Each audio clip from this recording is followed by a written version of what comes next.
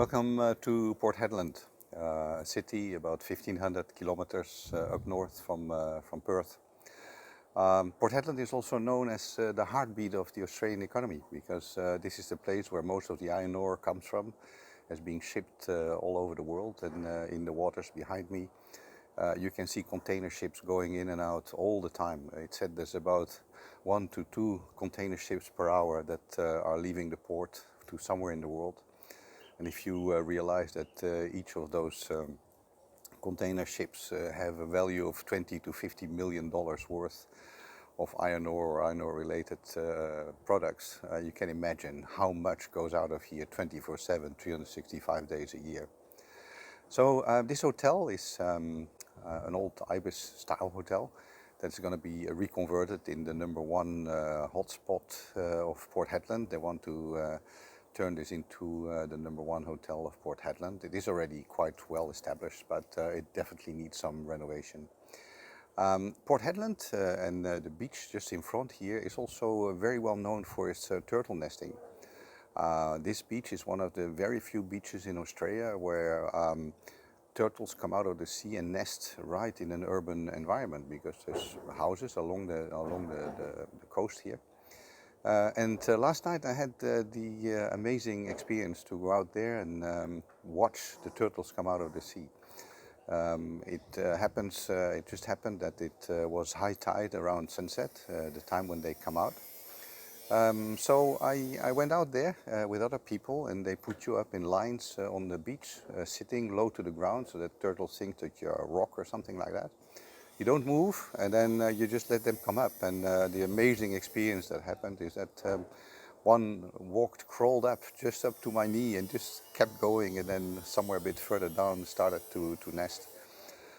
So it's an experience that's important to understand, because if you have never seen or experienced that, you also don't understand how that could impact.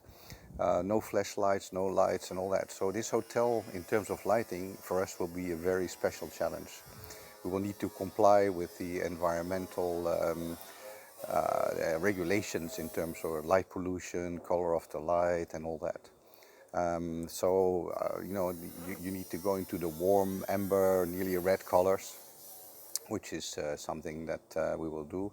Control the light pollution in terms of upward spill, everything low to the ground. Right now it's not really like that. They just switch off the light when it's sort of turtle season. Even the street lights, so like they switch off every alternative light pole. But yeah, so that's something that we will have to do. Apologies for some of the background noise. There's obviously work going on. They're putting solar panels on the roof, and there's some other works already going on. I'm sitting here outside at all-day dining, outside terrace. Part of the renovation will be to look at the all-day dining, the function rooms, the reception. There's a sports bar, a pizza bar, a new gym that is coming in, a new reception. The whole landscaping outside here, there's a road that sort of crosses between the property and the beach. That one will disappear and becomes a beautiful outdoor deck where people can sit and enjoy watching the horizon and the sunset, because we're looking out to the west, so that's really nice. So yeah, the challenge really will be to manage that light impact in terms of the protection of turtles and turtle breeding.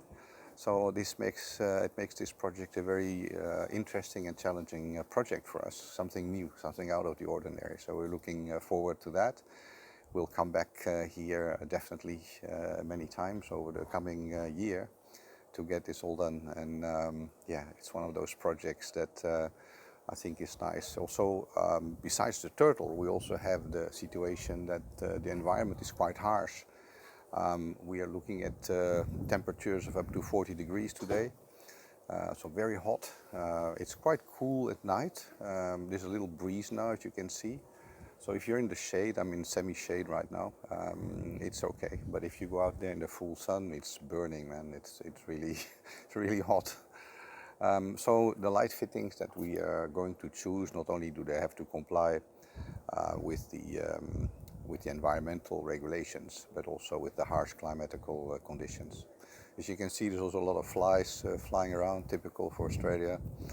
It's not too bad today, but also part and parcel of being out here. So looking forward to that. I'll report further back down the line on how the progress of this project will be, the Port Hedland Hotel up here in Port Hedland.